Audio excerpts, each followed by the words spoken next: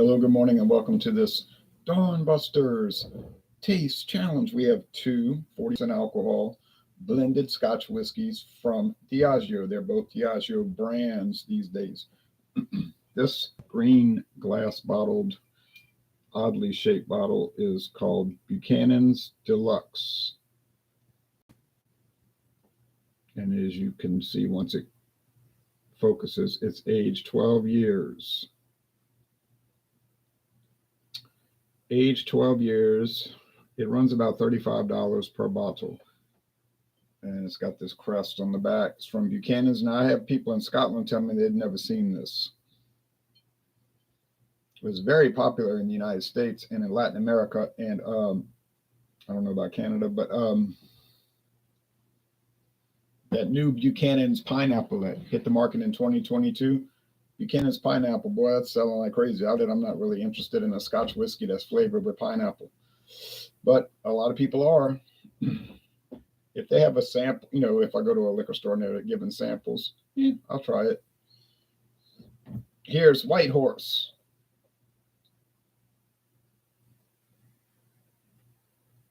Age 3 years, introduced in 1890. Okay. This was $38.99 for the handle. So $34.99 for this, $38.99 for this. So the White Horse is significantly cheaper.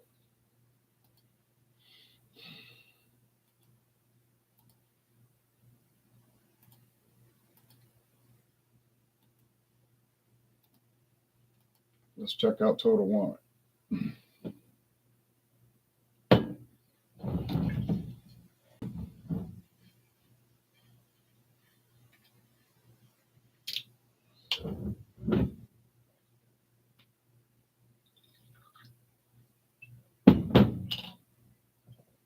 Should be enough.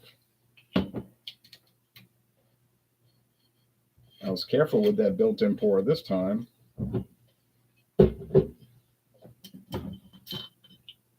This has a special pour out only spout. You can only pour out, but you can't pour in. You can't add liquid to it. Some little ball they got in there, scientifically designed. Apparently, they had a lot of fraud problems in Latin America. See, some of it's still falling back down from where it was.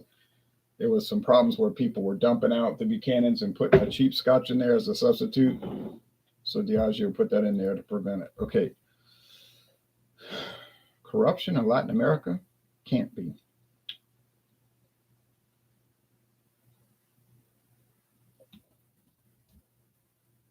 But people lie. Buchanan's 12-year, $30.99. Cheaper than I thought. I said $34.99. Okay, so $30.99. The handle is $66.99. Well, $28 more per bottle for the big bottles. See what I mean? It ought to be more. It's 12 years. The White Horse is only aged 3 years.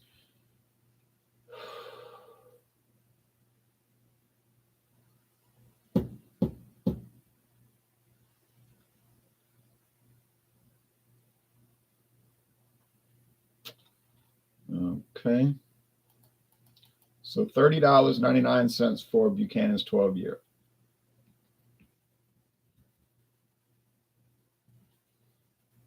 Let's go check that. Okay, we'll search all stores.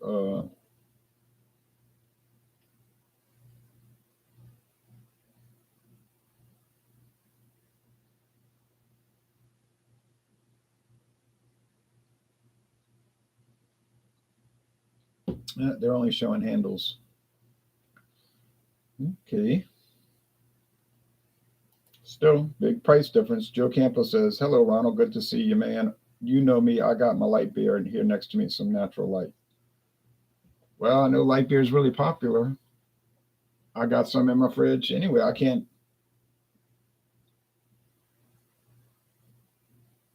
not going to criticize somebody for drinking light beer, and then I went and bought a 30-pack of Milwaukee's Best Light. So they're both gold. I'm going to put a little bit more White Horse. I got to be careful though.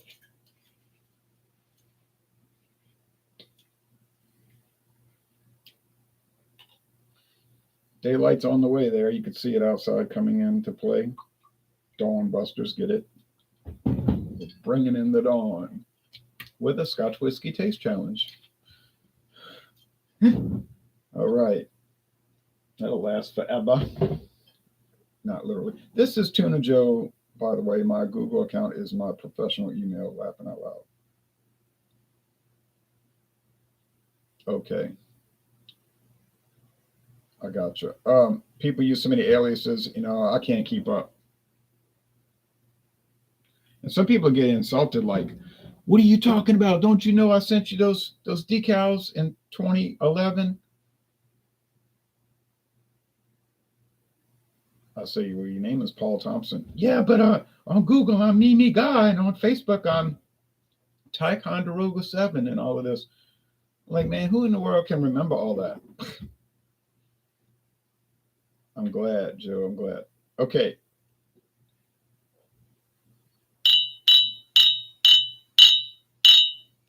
So they're both the same shade, even, well, like the Light Horse. The White Horse a little bit lighter, but it's so minimal.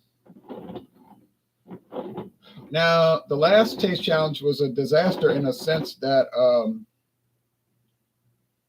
White Horse is way cheaper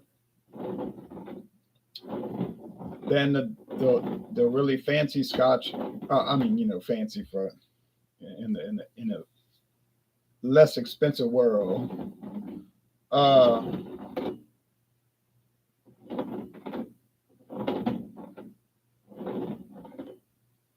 But the more expensive one I couldn't even tell them apart. So it's like, well,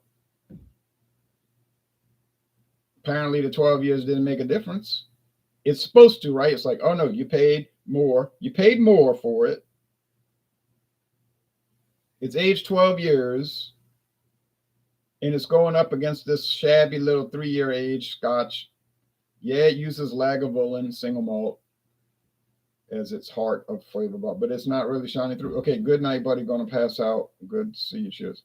Going to sleep, but it's morning time. It's time to wake up. Okay, time to get up, not go to sleep. Okay. So is the shabby,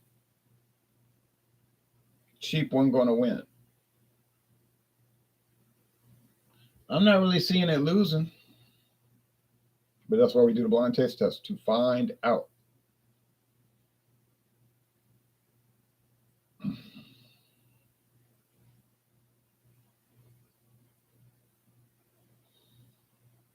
You know what this smells like? It smells like cereal grains. That's it. Corn, barley, maybe wheat. Okay, just like basic. It's not bad. It's not great, but it's not bad. It just smells like regular old whiskey. I mean, just like run-of-the-mill regular old whiskey.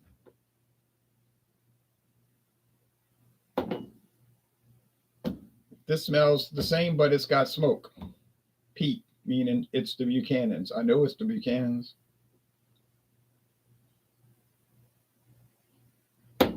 Because Buchanan's has a smokiness. And White Horse does not. It's all just honey top white bread. Now let's see if I can find any information on what single malts are used in Buchanan's. Probably won't be able to.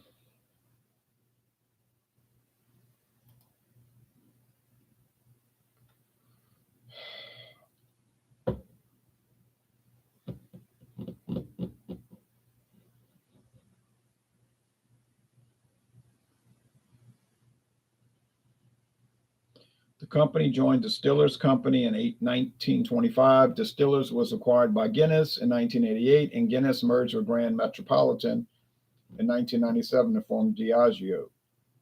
So everybody's always saying, like, well, Guinness used to be good before they got bought out. No, they didn't get bought out. They bought everybody else out, okay? And they just changed the name from Guinness to Diageo. They the ones went buying everybody out, okay? So I guess if it got worse, they undermined their own product. Okay, they cheapen their own product. I don't notice any difference. To me, Guinness is great, but I never really started drinking until around '97. So if it was awesome in the '80s, I wouldn't know. Uh,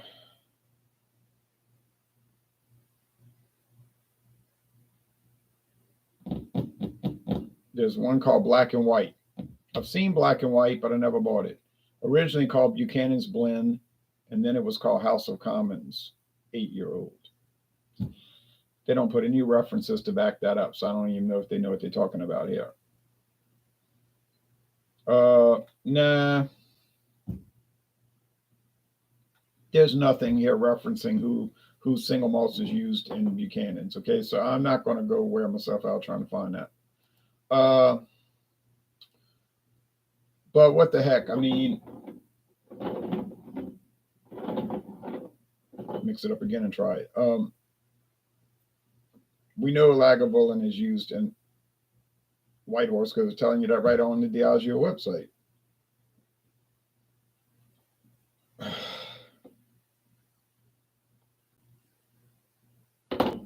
The aromas is not that different. It's not like, oh, this is here and this is here. No, it's more like this is here and this is here. And it's your money, but if you're buying a handle of scotch, the big bottle like this, man, look, if I'm paying $28 extra, I would like to get $28 extra value.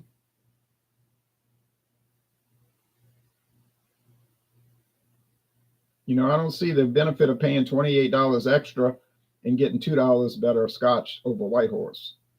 But now we're about to taste and find out if it's better at all.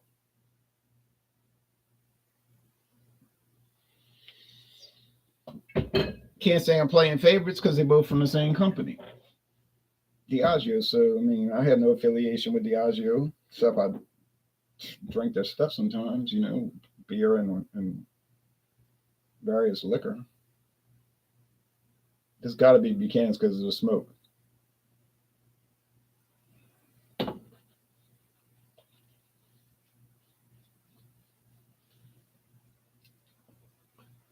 Yep. That's Buchanan's. Savory, peaty, smoky, cereal grain, barley malt, barley bread. Is it really that different from Johnny Walker Black Label, which is also 40% alcohol, also aged 12 years, also from Diageo? Well, I don't know because I never had Johnny Walker Black Label, so I'd have to do a blind taste test to be sure. Or I'd have to do a blind taste test to be unsure. You know what I mean? Just to be unsure. I don't have any idea. I would assume they're very similar because Johnny Walker scotches typically, well, it depends on the blend. They kind of smoky. The red label smoky and the double black smoky. The gold label reserve was not smoky at all. It is not smoky, and the Johnny Walker blue label wasn't particularly smoky.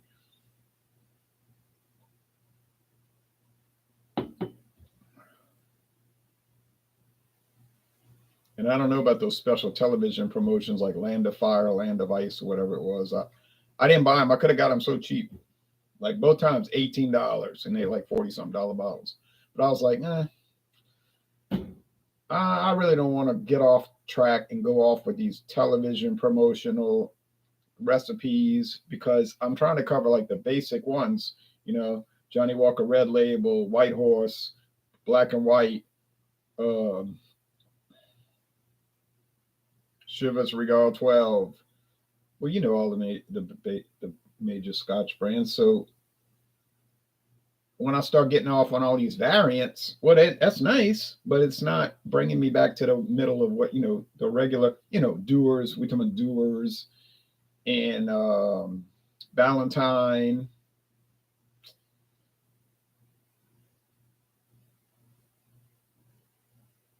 All your big brands. And you could say, yeah, but you didn't try that one aged in ruby port barrels. I get all that, and I mean I get it. Like I understand all the ideas behind it and the approach. And it makes sense to me, and I don't have an issue with it at all. It's just gonna get me off on a side road that I'd rather not get off on. Did I find the doers illegal mezcal finish was a really nice one? Sure was. I would have never bought it. It was given to me as a gift, so I brought it into the taste challenges. I see every day of my life, I see some variant product, Caribbean cask, rum cask and tequila cask and mezcal cask, and bourbon cask, and there's nothing wrong with it. But you get my point. I'm trying to stick to the main highway, the trunk road.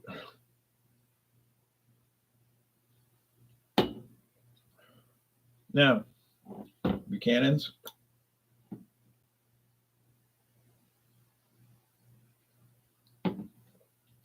White Horse. Main difference. Oh, this is so bready too. That White Horse is smooth. It's bready. It's just like bread dough and bread crust. And if you like a bready Scotch whiskey, or really a bready whiskey of any sort, although I can't see how bourbon could taste like this, because bourbon might taste like cornbread, but it wouldn't taste like barley bread. But then remember, this might be 80% corn. This product right here might be 80% grain whiskey corn spirits, aged 3 years in some old barrels that might be 50 years old, that all the chars worn off. So maybe there's more of a crossover than I had first believed. But to me, it tastes like bread, not cornbread.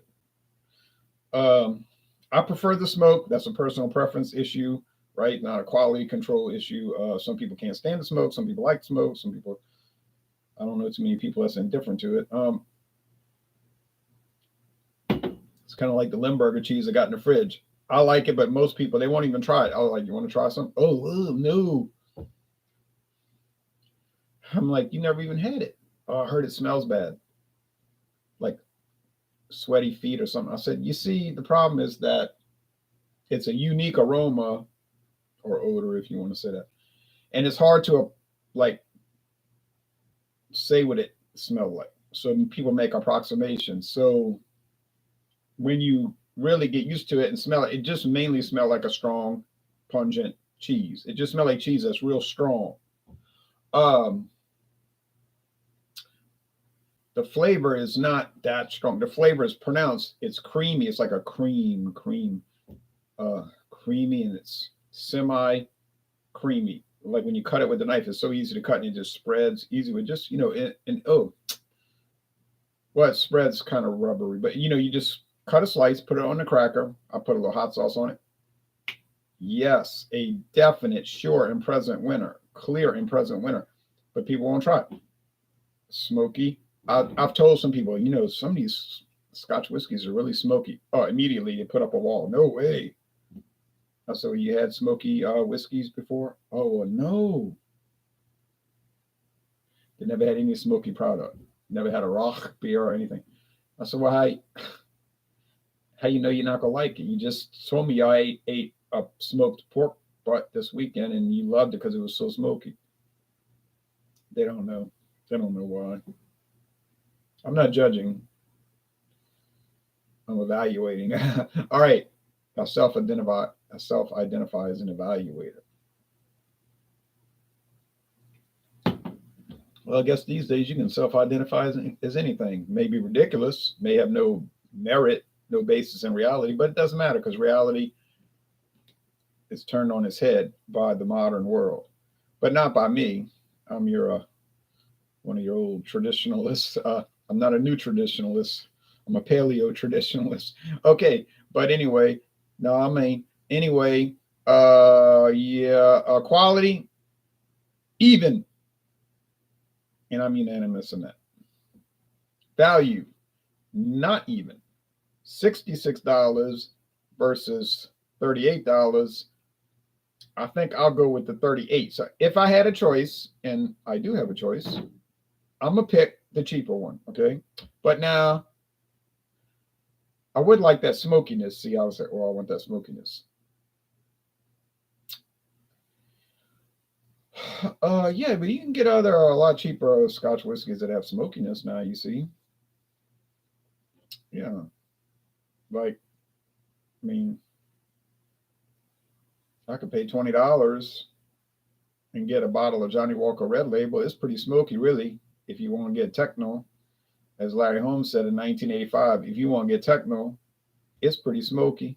All right. So anyway, the winner is well, it depends how you look at it. I'm gonna say the winner is it depends how you look at it. But I know I can tell them apart. Yeah, that's the Buchanan's. Cause of the smoke. And this had no smoke. So I mean, you say, well, how you gonna say these are taste challenges when all you gotta do is look for the one that's smoky and you know the other one is the white horse? That's true. So in a lot of these taste challenges, not really a challenge. I just smell the smoke. I got it. The other one that doesn't smell smoky, I know it's white horse. Yeah, but half the scotch I have is not smoky. No, I think 75% of the scotches I have are not smoky to my blended. So it is going to be a taste challenge. You see now. So we finished with Diageo competitors. So now I'm going to bring in Chivas Brothers. Before I go to Chivas Brothers, I'm going to bring in Heaven Hill. You say Heaven Hill? Why are you bringing in them? Well, I'm going to tell you why. Because I have a 3-year-old, just like White Horse, blended Scotch whiskey, a liter. I got it for $8.99. True story, not making it up. $8.99 for a liter at Dornex. I'm afraid the price is going up, but I bought it before the JB inflation. And JW Dant, and the bottle is designed with a big J and a big W, like J and B, but it's JW. We know what they're trying to do, but that's cool. But it's not J and W, it's just JW, and then it says in small writing, Dant. You say, well, isn't that a bourbon company started in 1830? It is. Oh, 1836, right? So J.W. Dant was a real man. He really did start a bourbon company in the 1830s, and he really did have a distillery, and he really did start doing contract distilling for other countries so that he could make a portfolio of different things, not just bourbon, but like Scotch. I think there's a J.W. Dant vodka, a gin, but these companies do that. And so then he really did die, and then his family really did sell it to whoever, and then eventually came under Heaven Hill's ownership. So Heaven Hill runs J.W. Dant today. It's not even a subsidiary. It's not like a separate company that they happen to own. No, it's just a brand. It's a brand. It's a brand. And so who contracts J.W. Dant Scotch? We never going to find out. But it's pretty good. I got to say, it's pretty darn good, no matter what we might think of it. And then if you look at the back of the bottle, there's a whole essay. I mean, literally an essay. It's like Heaven Hill loves to write on their bottles. Sazerac too. But and if you look on the back of the bottle, it says the history, not a history, the history. Like this is definitive. The history of Scotch. And you just read it. By the time you read it, it's time for you to check out if you're waiting in the store line. I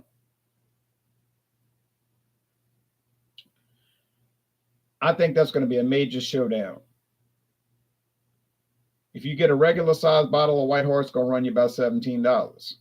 Now we talking about a liter. You heard me. What I said, a liter of J.W. Dant that I got for $8.99. Wouldn't get it for that price today. But I wouldn't have to pay much more, really. Not too much more. And I predict that it's going to be a major battle, an epic battle. And I think J.W. Dant's going to win. Not because it's better. No, probably even. Maybe a little inferior because I don't recall it having that sweet breadiness. But it's not bad.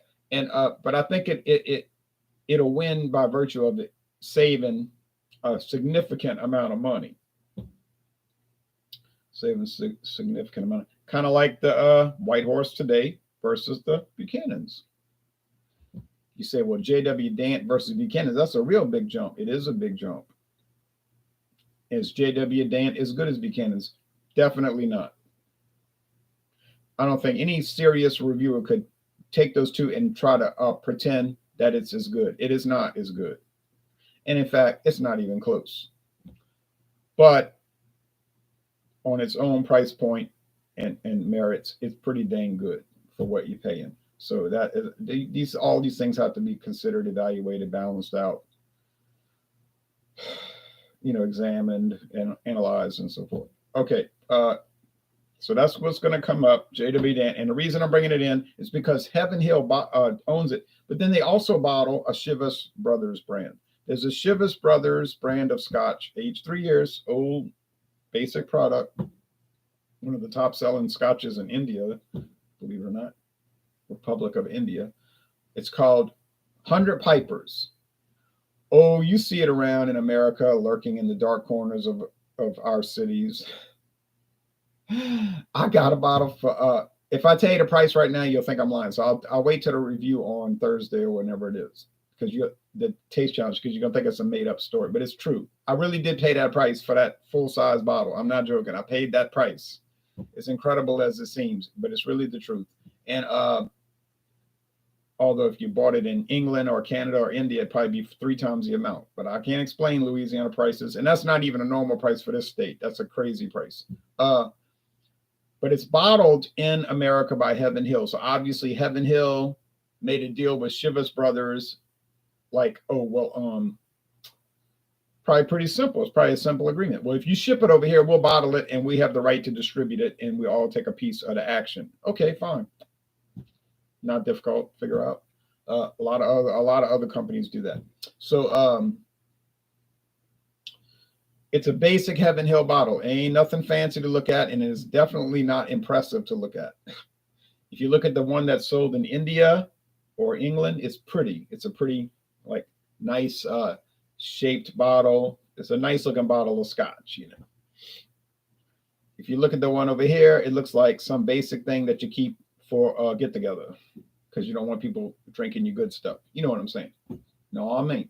So, but it's fine. You'll be shocked. You would be shocked if you bought it, because you think this Scotch is going to be the worst of the worst. This is going to be the really bad bum juice, the real hobo stuff.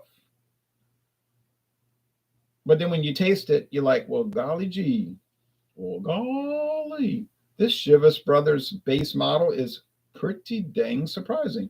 So I guess Chivas Brothers has like a certain line below which they will not go. You know what I'm saying? It's like, we'll go this low, but we'll never go lower than that. You know what I mean? It's like, we cannot have our association be with that. So don't even think about it. We're going to go to a certain quality control level and never below it. Kind of like Anheuser-Busch. I don't mean with their marketing. They go real low and they go down to the sewer pipe. But I'm talking about with their quality of the products. There's a level they'll go down, but they won't go below it. You'll never get a city brewing level product with Anheuser-Busch or Miller. You just won't. It won't happen. If you see something come out from Miller Coors, Molson Coors, or Anheuser-Busch that tastes like a city brewing product, and it gets out, they're going to find bodies behind the dumpsters out by the levee, and you just know somebody's getting clipped after that happens. But the thing about it, it ain't going to happen. Like this last thing with the marketing, you think there's not going to be repercussions from that? $6 billion.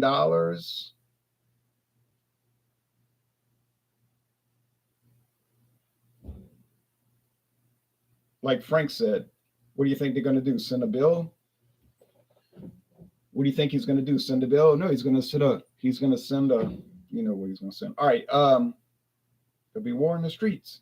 Okay. Anyway, well, y'all take care. And it's hard to think about how this worked out, but I think White Horse is definitely scoring above what you would expect. It definitely exceeds expectations, but it didn't exceed my expectations because I had got some heads up from people. I didn't know a thing about it, but people kept more than one time, a number of times, people were saying, you need to check out White Horse. It's going to be a lot better than you think. And they were saying, talking about the Lagavulin and all that. And I was like, oh, I don't know. But then I stumbled across it and I was like, yeah, baby, I got to buy it. All right, y'all take care now.